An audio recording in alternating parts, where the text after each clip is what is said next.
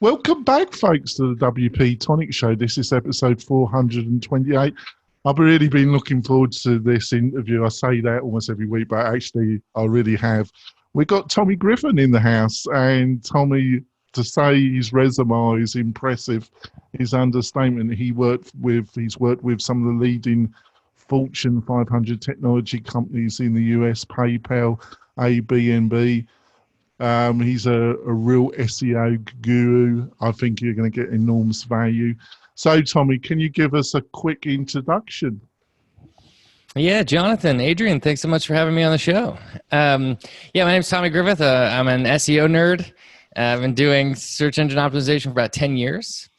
I previously managed SEO at PayPal and Airbnb, and now I run a digital marketing training course called ClickMinded.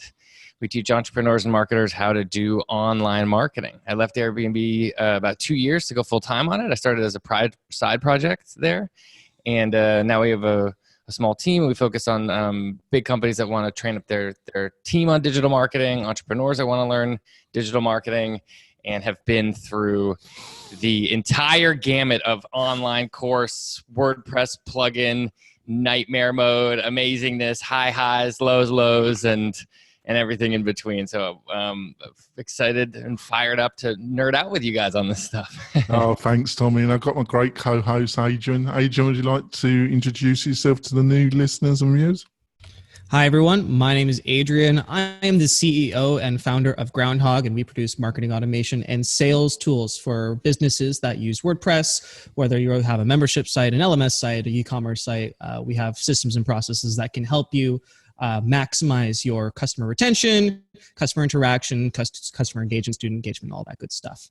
That's great. And before we go into the main part of the interview, folks, I'd like to talk about our premier sponsor, and that's Kinsta Hosting. Kinsta Hosting only hosts WordPress websites. They're a premier hosting provider. If you've got a WooCommerce e-commerce business, if you've got a e-learning business, you need better hosting, and you need reliable, quick hosting and a technical support team that can really support you 24/7. And these are some of the key things you get from Kinsta. Their actual support, I feel, is some of the best in the industry. They host the WP-Tonic website. I've been hosting that for over 2 years. I've never been disappointed with the support they've provided. They're big enough to have all the bells and whistles, but small enough to still care. They're an independent company. They're not VC backed. They built their business, bootstrapped their business, and they have become one of the leading WordPress hosting providers in the world. So that should tell you the quality of the company. If that sounds interesting for yourself or for your clients, go over to kinsta.com, look at their plans, and if you do sign up, please tell them that you heard about them on the WP-Tonic podcast. So, Tommy, I think we start about, so how did you manage to build up your business at the same time working? I think before you left completely, it was Airbnb. I would imagine a rather demanding position. How did you manage to have all those balls up there and not go totally bananas? Well, I definitely went bananas. I mean, that's for sure. Yeah, I mean, my story started actually moving way back. I like a lot of other internet marketers got into search engine optimization by reading 4 Hour Workweek. Did you ever read that book, Tim Ferriss? Yeah, it doesn't really work. Yeah. the biggest lie in the business. Yeah, there's no such thing.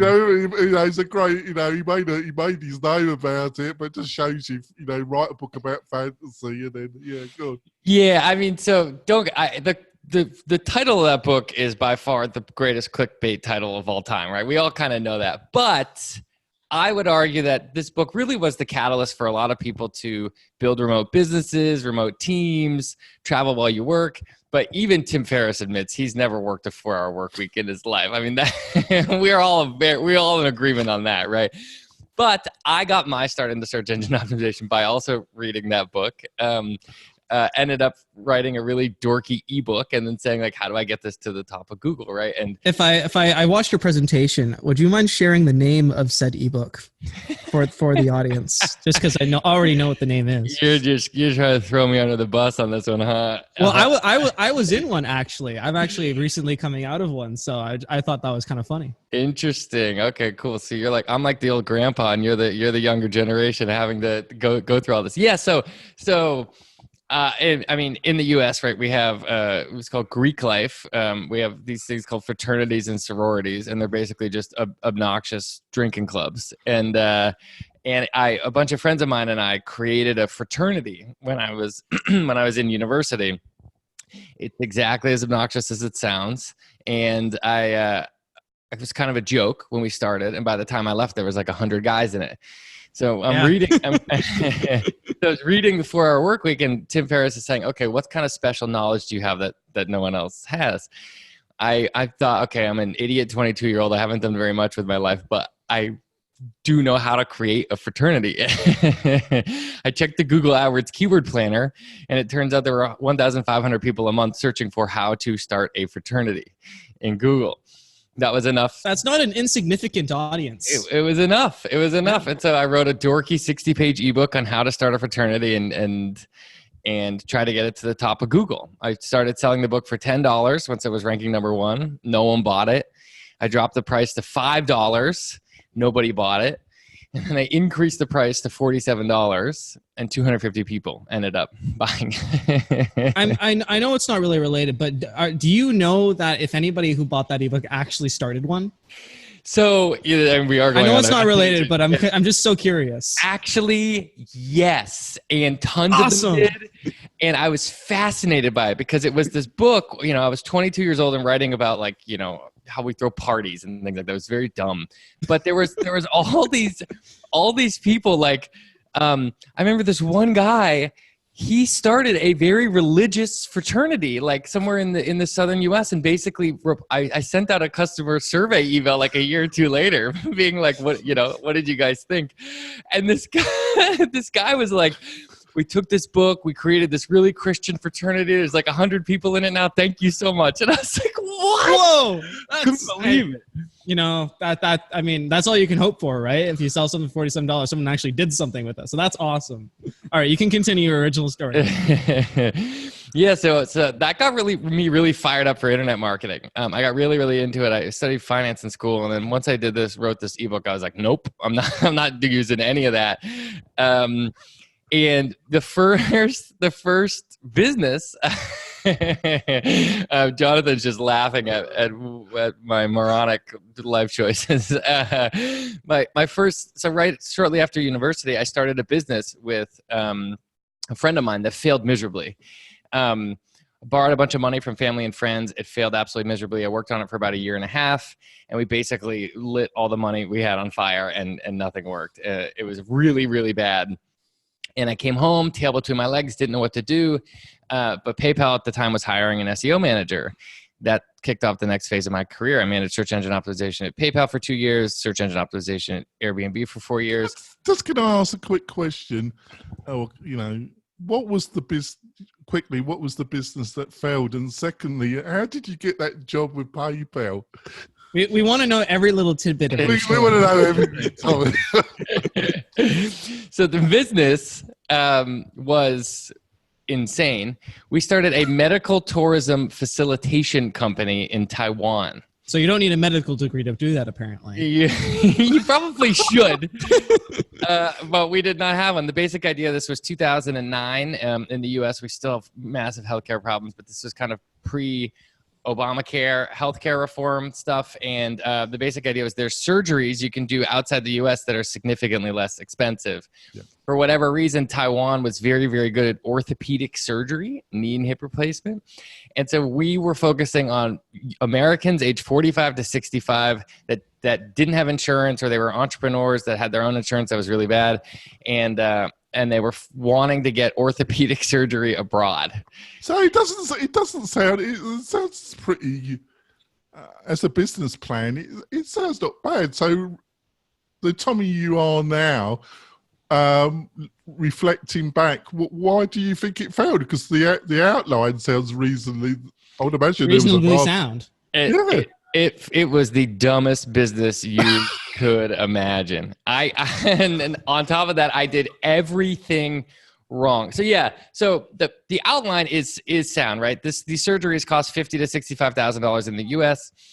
In Taiwan, with VIP accommodations, doctors that spoke perfect English and went to Harvard, and success rates better than U.S. hospitals, it was about $10,000 for the surgery. So like that value proposition for the user is great, but as a middleman trying to connect everything together when you're an idiot 22-year-old with no interest, experience, or expertise or connections in this industry, it's a very dumb thing to do, right? There's plenty of people doing this well, but the better way to go about it now, if we want to talk about medical tourism now, the better way to go about it now is when hospitals basically set up like a Western marketing arm in their hospital, right? And we tried to do too much. Well, in hindsight, what would have been the better move is to just become a lead generation company and sell leads to these hospitals, right? But so it was the actual scope. You were trying to build this whole big exactly, but it was just too many balls up in the air. Exactly. I'll tell you the moment I knew I had to shut it down, and I was sitting in my underwear at 2 a.m. talking to this woman on Skype about the possible implications of deep vein thrombosis for her husband when he was getting on the plane after the surgery. And after I hung up the phone call, I just looked in the mirror and I was like, what are you doing? Like, what? I'm in so far over my head, it's unbelievable, and had to shut everything down. So how did this lead to working for PayPal then? Yeah, so I mean, that sounds like it's a medical startup. It wasn't. It was an internet marketing startup. The basic idea was we were trying to get things ranked. Like I learned SEO and paid ads for a year and a half, right? We were trying to rank for knee replacement cost and knee replacement alternatives and medical tourism Taiwan and that kind of stuff. Came home and it was right place, right time. PayPal was hiring an SEO manager for emerging markets, someone to focus on SEO for the non-English parts of the site. I had just spent 2 years not in non-English speaking countries, and it just ended up being the right spot at the right time, and ended up moving over there. And ClickMinded, my now business, was a side project that was actually designed to pay off all of my debt from my first failed business.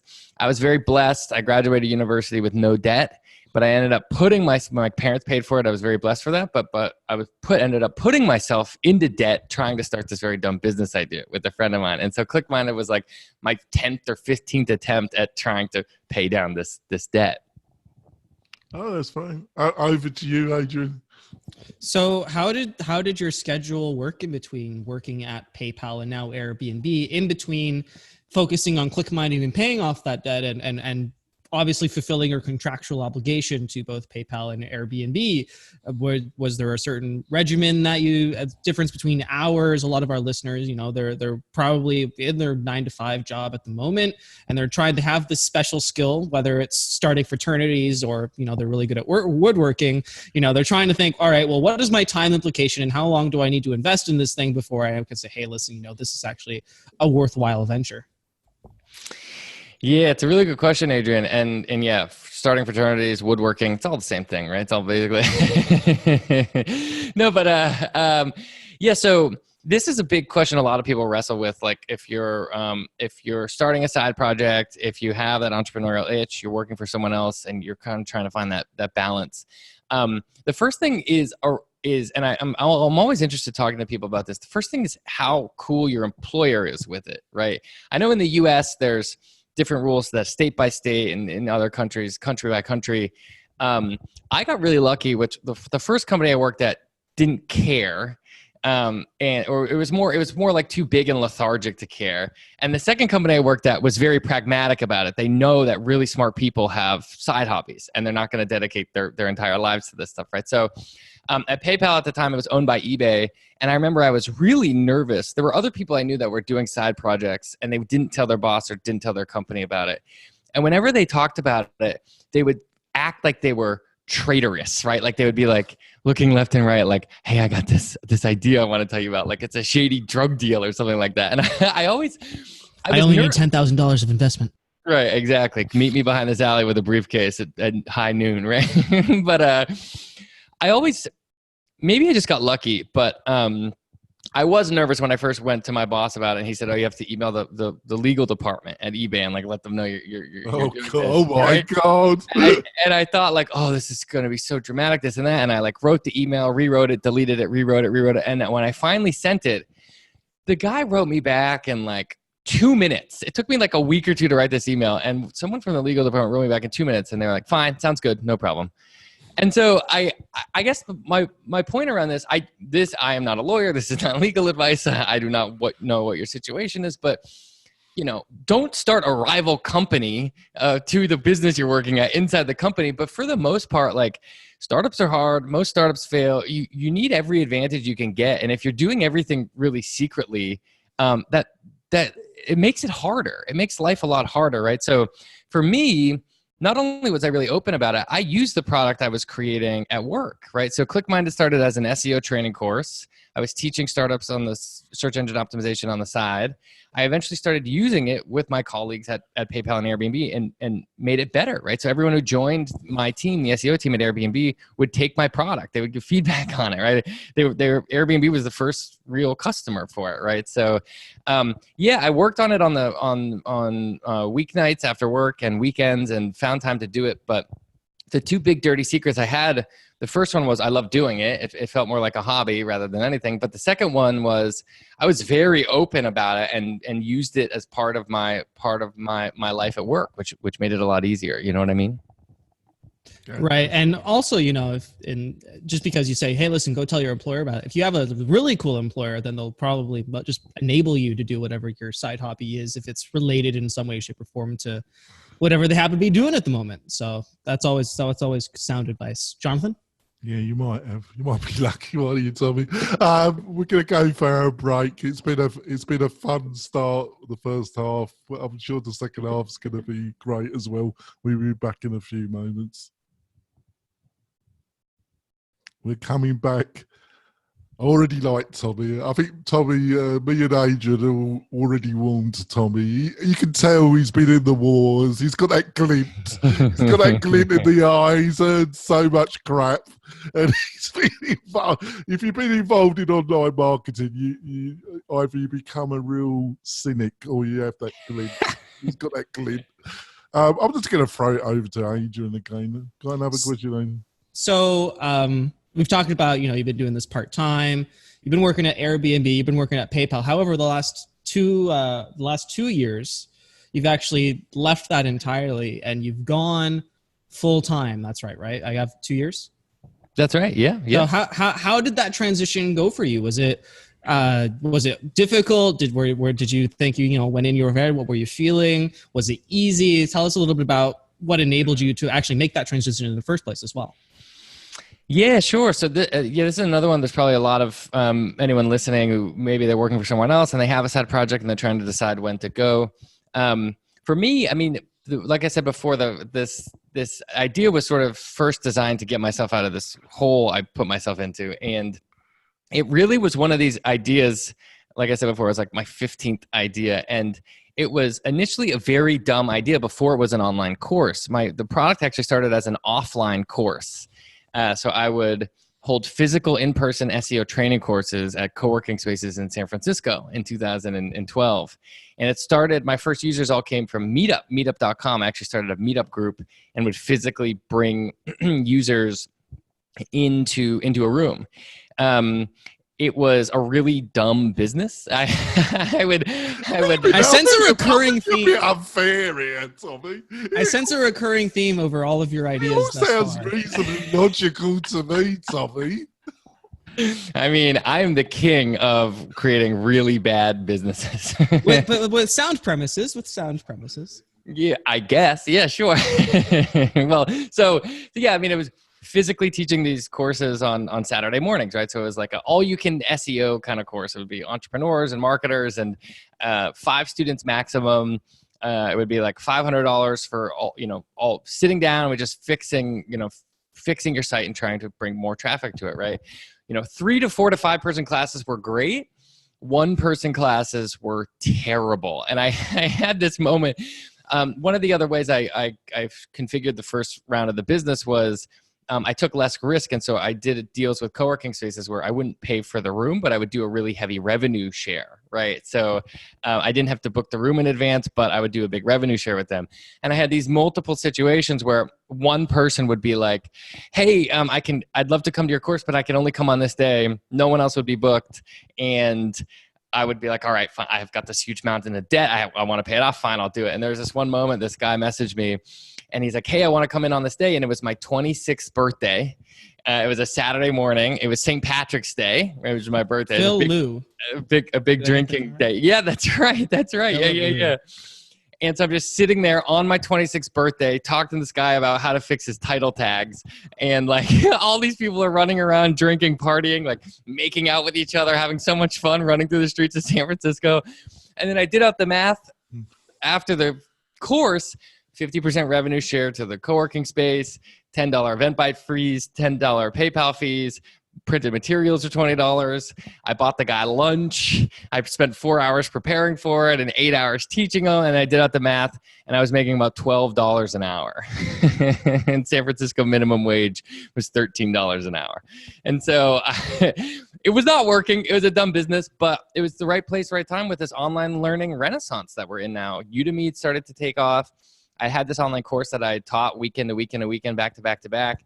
I put the first version of it on Udemy.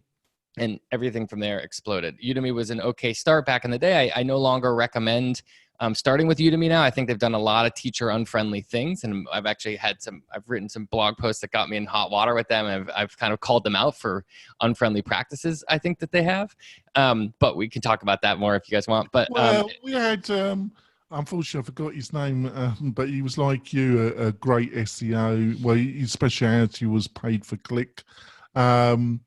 And he used Udemy just as a kind of branding tool to build his initial brand. Yep, for sure. But no, I would agree with you. Apart from that, building a brand, building recognition, I certainly don't think you can build a real business. Correct. And that's the point. That's the problem. Udemy could have taken this so many directions. I can't sit here and tell them how to run their business. All I can do is as a teacher, I've now been teaching an online course for 8 years. And I also we've taught at a university. I love to teach. All I can do is point out teacher unfriendly policies. And yeah, you can't build a business on it anymore. So that's the big issue. But started on Udemy and then from there moved to my own site, tried every single WordPress LMS plugin from 2012 to 2015. They're a lot better now. They are a lot better. Ended up moving over to Teachable because I didn't. Yeah, we won't forgive you. We forgive you, Tommy. That's right. That's right. Well, there was they're great. There even WP-Tonic back in 2015? I mean, where were you? Why couldn't you pull me out of the mud back in the day, Jonathan? Come on, what's going on? Well, I wasn't in that space. It's been about over 2 years where I decided to really specialize. I was just a general developer with a small team, Tommy, and cool. Then I had a client that wanted to build a learning management system, and we used actually LearnDash, that first one. Cool. And we recommend LearnDash and Lifter LMS, and I'm friendly with both owners. Lifter LMS got 2 co-founders, but so I got into it, and I thought, I wanted to find a niche anyway, because I think if you're going to be successful online now, you've got to find your niche, really. And it just gelled with me because of my background, and I've always had a feeling with online education because I suffer from a bit of dyslexia, Tommy, and when I was at school, they didn't really recognise it, and the teachers seemed to want to make it as painful exercise for me as possible. They seemed to get great delight in torturing me, Tommy. I don't know what that was about, but I don't think they understood dyslexia at all. They didn't even know what the word meant. So I was a bit of a puzzle because I knew all the answers, but I just couldn't do the homework they wanted. So I don't know. But I think things you don't understand, you can lash out a bit, can't you? For sure. That's an interesting way to get into the space for sure. That's really interesting. And yeah, it's great that you guys are so dedicated to this. I think online learning is going to save the world. I have so many strong opinions about this stuff. And it's very cool that you're doing it now. But yeah, you're right. I was so underqualified to be fiddling with my LMS back in the day. Tried so many different things, manually encoding videos. One plugin would update and everything would break. Like all that kind of stuff. I think I started with Digital Access Pass. Went the I've been there actually in DAP, and yeah. I mean, yeah. When I was using it back in the day, they still were like, they weren't even encrypting passwords, and they was like plain text passwords and things like that, right? I think they fixed that. Wu Theme Sensei, I've tried. So many different ones, but yeah, now I think the best part about all this is we really are in an online learning renaissance now. I mean, there's so many options, there's so many ways to do it. If you want more customization using, a service like WP-Tonic and trying a lot of different things is cool. But there's also the other ones, right? Teachable, Kajabi, all of these other ones as well. So yeah. Well, Tommy, hopefully you can stay on and we can have a bit of a discussion on that, because time has gone rather quickly. And I'd like to keep the podcast part of the show to around 30 minutes. So I've got to give you the opportunity to ask you how people can find you in that. But hopefully Tommy looks like he's going to be agreeable and going to stay on for our bonus content, which you can watch on the WP-Tonic website with a full set of show notes and a transcription of the interview, plus on our YouTube channel. And I tend to publish everything the quickest on the YouTube channel. So if you want to hear the whole interview, plus the serious part of the interview, which is going to be in our bonus content, I apologise, Tommy, but time just went quick. And it's been a fascinating, you're going to have to come back, Tommy. For sure, would love to. It's gone so quick. So, Tommy, how can people find out more about you and what you're up to and your courses and everything? Yeah, so we do digital marketing training for marketers and entrepreneurs. You can find it at clickminded.com. On Twitter, I'm at Tommy Griffith. And we just launched these free retro 8-bit digital marketing and SEO strategy guides. So if you ever played like Nintendo or Super Nintendo in the 90s, we have these free strategy guides that are designed like 8-bit characters. You can see them at clickminded.com. Oh, that's great, Tommy. And Adrian, how can people find out more about Groundhog and what you're up to? So if you need to complement your epic SEO skills and getting ranked with a little bit of marketing automation in order to make sure that when people end up clicking through to your website, they're getting some relevant content, you're collecting customer data, email addresses, first name, last name, and all of that good stuff, then you're going to need a CRM and marketing automation tool. Groundhog.io allows you to add all of those tools directly into your WordPress website for totally free. You can go to groundhog.io with 2 G's in order to get that free plugin, or you can go to Groundhog with 2 G's in the WordPress repository and download it from there as well. Oh, that's great, Adrian. And we've been using it ourselves lately. It's a great product. I would highly recommend it myself. Also, if you want to support the show's been growing lately. We've been getting a lot of new listeners and viewers. I really appreciate you joining the WP-Tonic tribe. If you really want to support the show so I can get excellent guests like Tommy, who definitely has been up for it, has put up with our madness, or my madness quite well, go to iTunes and give us a review. It does really help the show, and I love reading them, even the bad ones. They make me just laugh. So if you want to give a review, go over to iTunes, and it really helps the show. We're going to wrap up this part of the show. Like I say, Tommy's going to stay on. You'll be able to watch the bonus content on our YouTube channel. We'll be back next week with another excellent guest like Tommy. We'll see you soon, folks. Bye. Right, Tommy, let's go on. The problem is just the time went so quick, and we're just fascinated with your personal journey. And thanks for sharing it. So, like, I agree with you. You've got your SaaS products like Kajabi and Teachable, and then you got better WordPress solutions, thank God. So what are some of the key things that you've learned about running online courses that you think would be worth sharing with the audience?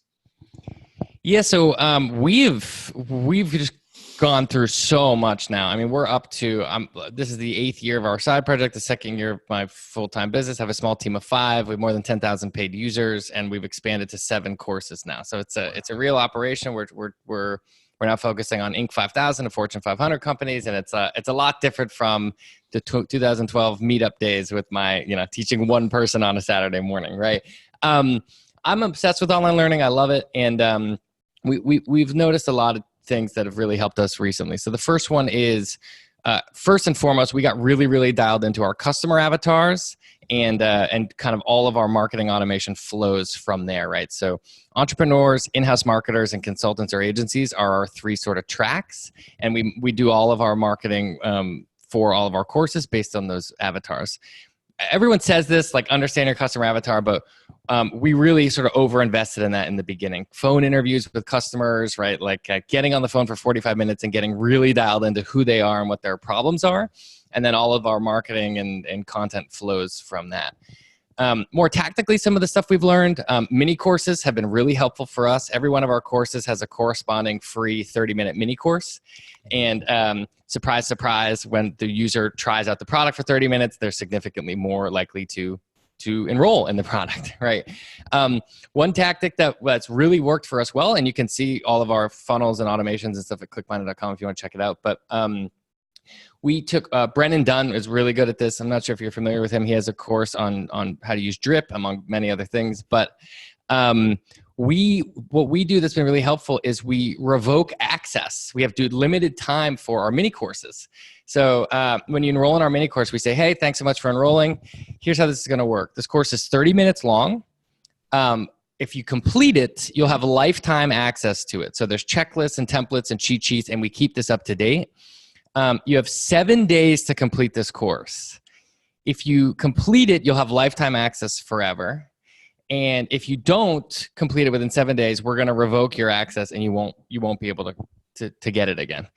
And this. So under that friendly charm, there's a bit of a hammer lurking underneath it. Exactly. Hey, how are you? By the way, do what I say. but the point is, like, hey, are you serious about this or not? Right? Like, are you actually trying to learn this? Are you trying to learn search engine optimization? Are you trying to learn email marketing? One of our 7 courses, and we give you a little carrot if you finish it, right? You get lifetime access. Well, I think that's such a fantastic idea, Tommy, because it's just, I think I'm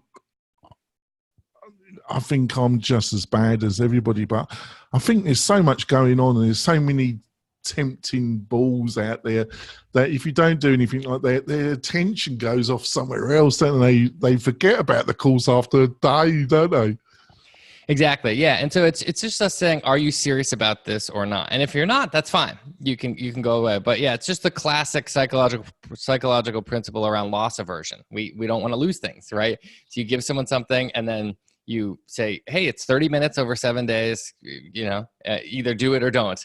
And surprise, surprise, that increases completion rate significantly. And then, we give the user an offer to enroll at a discount after that.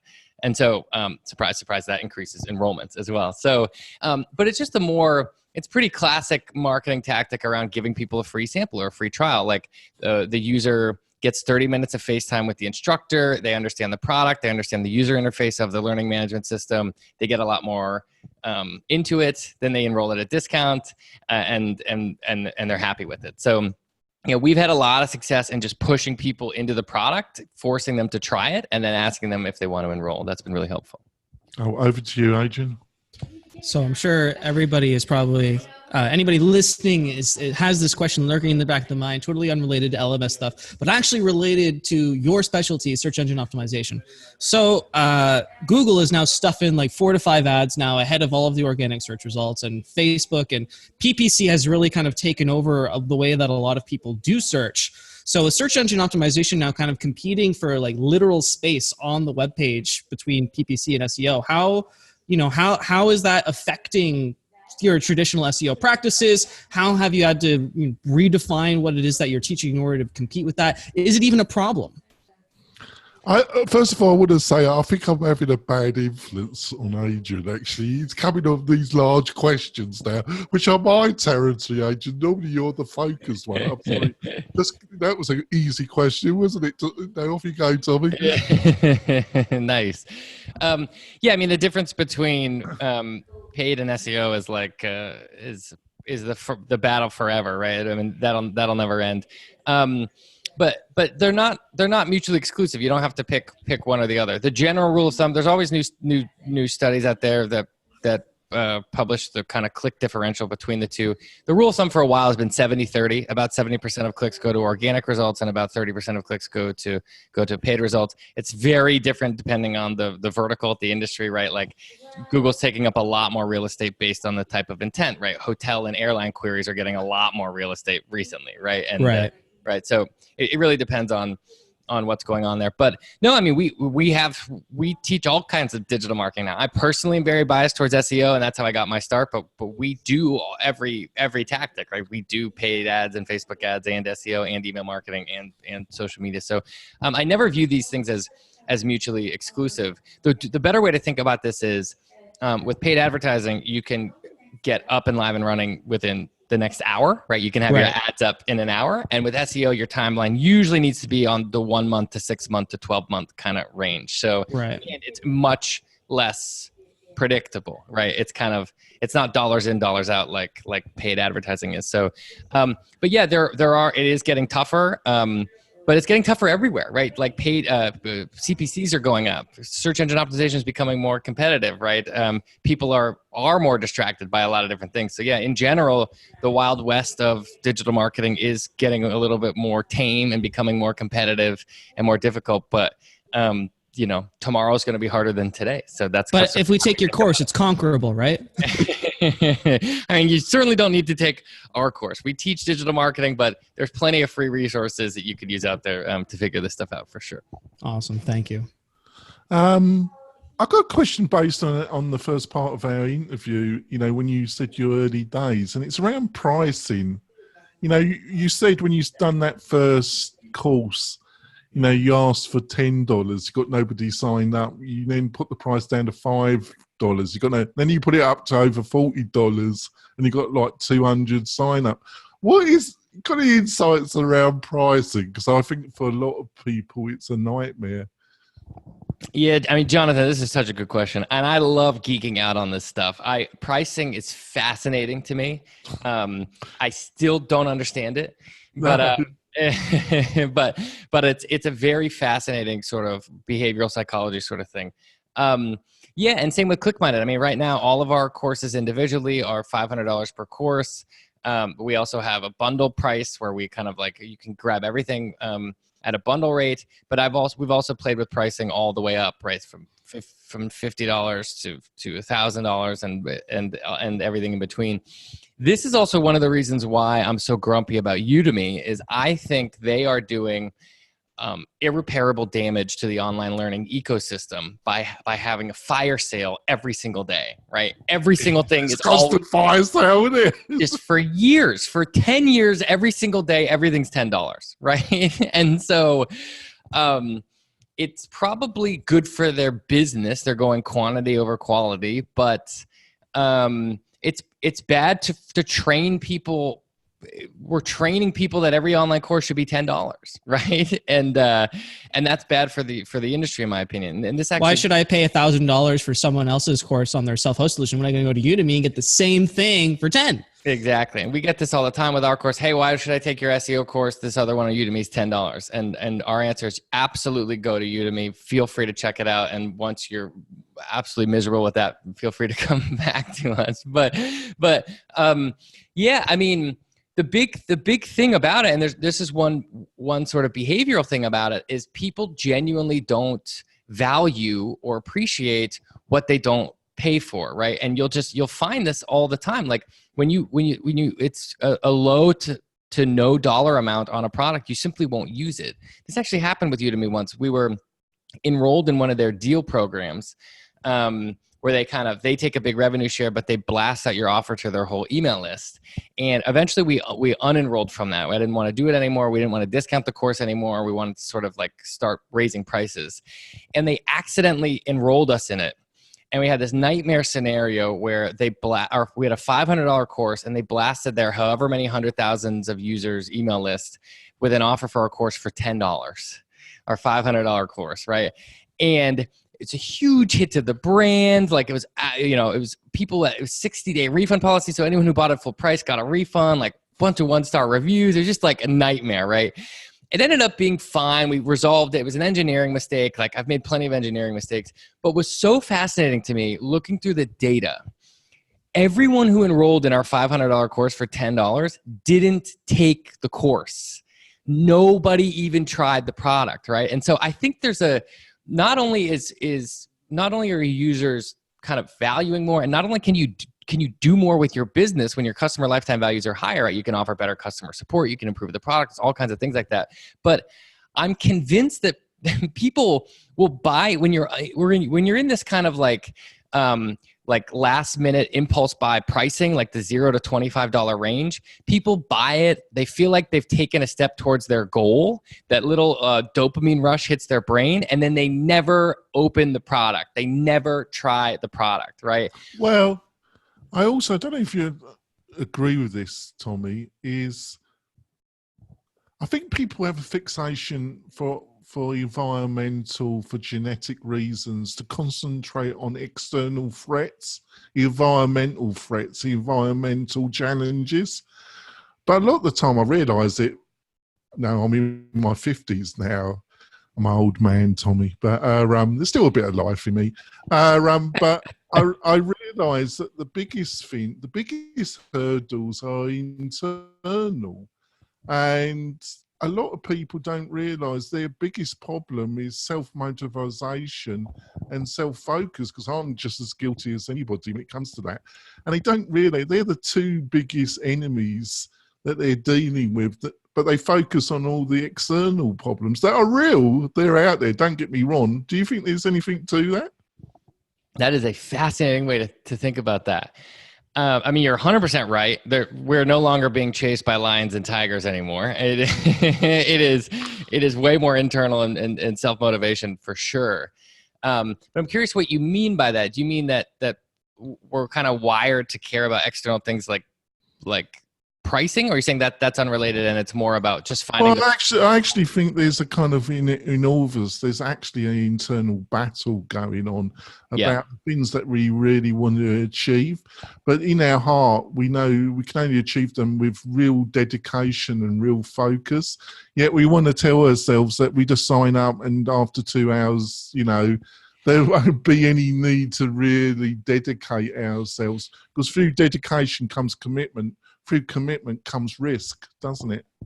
That's a beautiful way to describe it, and I agree with you 100%. Yeah, and you're right. And the natural conclusion there is, when your pricing is high, that is higher commitment, that is higher risk, that is more dedication to it, right? And the other angle is the cheap way out. I'm going to buy the $10 Udemy course. I'm never going to take it. And where's my traffic, right? Is it here yet? That kind of thing. So that is a fascinating way to think about it. And I think that's part of how online course creators, maybe anyone listening to this show that's kind of thinking about how to price their product.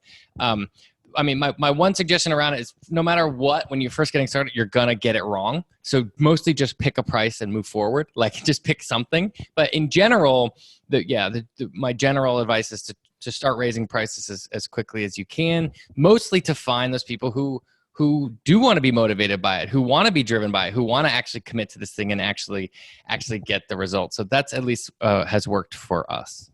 I want to respect your time, Tommy, and you've been a great guest. I'm going to give the final question to my great co-host, Adrian. I didn't have time to think of one simply because I was so intent on listening. But I'll come up with one super quickly. Has there been a sweet spot in terms of actual pricing? Just to spin off of Jonathan's question, is there like, all right, well, $1,000 is too much, but $300 is too little? I know it's totally dependent on vertical, but for you specifically, if anybody else is out there, maybe not to give away your secret sauce to other competitors or whatever, but have you found a sweet spot at all for, like, depending on length of course, the type of content? $500. $500. Yep, $500, specifically $497. It seems to be the sweet spot between I actually want to accomplish this goal and I want a high quality resource to do it, and that seems to be it. That seems to be it. Of course, like your product needs to be great, right? It has to be great. You're going to get a very, very high refund rate if it's not great and you're charging $500. But for us, $500 per course has been the sweet spot. And what is that? What is that course specifically, or is that all your courses? Every one of our courses is $500. Yes. Is there like a length of time that it is? I mean, they all range, but they're between 4 and 6 hours each. Okay, that sounds good. I'm going to break it. Hopefully you won't tell me off, Tommy. I just got one quick extra question, and then we'll wrap it up. I have this constant battle with people doing their first course. It's their first, trying the waters, and they always, which is understandable, always want to provide value. They want to provide, so we end up with these first courses like that. They're War and Peace online. They're like 15 different sections, and they're about 20 hours long. And they want to throw in even more bonus PDFs. You name it. They want to prove. And I keep saying, no, we want to do a small course and actually test. And when you get your first students, you're going to learn a lot. And there's always a bit of aggro. Do you think I'm right that you should look for the smallest possible course because you're going to get a lot of your initial feedback from your students? Absolutely. Yeah. So my recommendation on the 4 to 6 hour course and the $500 course, that is at the end of this 8-year journey I've been on, right? So that is not my V1 recommendation at all. It's more about cycle time, which should be applicable to any online business. It's about really tightening up your cycle time. And I agree with you 100%. 1 hour and $50 to $100 price point for your first course, I think is all you need. 1 hour of content could be 45 minutes to an hour and a half, maybe. And the $50 to maybe $150 if you want to go to the higher end price point. But yeah, you're right. It's way more about, do I have product market fit? Is this actually valuable? Do I have something unique to say? Or is this all just stuff I'm rehashing from YouTube, right? So I agree with you completely. You should go for the much shorter, more concise course to start. Because if your 24-hour course doesn't work, then shit. Right. And there's also other great. There's a great example of this. This guy Ryan Culp, who's now a friend of mine, but he's a portfolio investor for sites, and he's been figuring out how to kind of buy websites, fix them up, turn them around, and he thought about creating an online course for this, and micro acquisitions, micro private equity is what he called it. But before he created the course, he just tweeted it out. Here's what I do now. If I created an online course for this, would you want it? Bunch of people tweeted back, yes. He launched a pre-sale landing page and got 150 signups before he even created the course. Classic Kickstarter style. But yeah, highly recommend doing that and validating the idea, making sure there's demand before you even get started. Well, thank you, Tommy. You've been a really fantastic guest. You're going to have to come back to the show.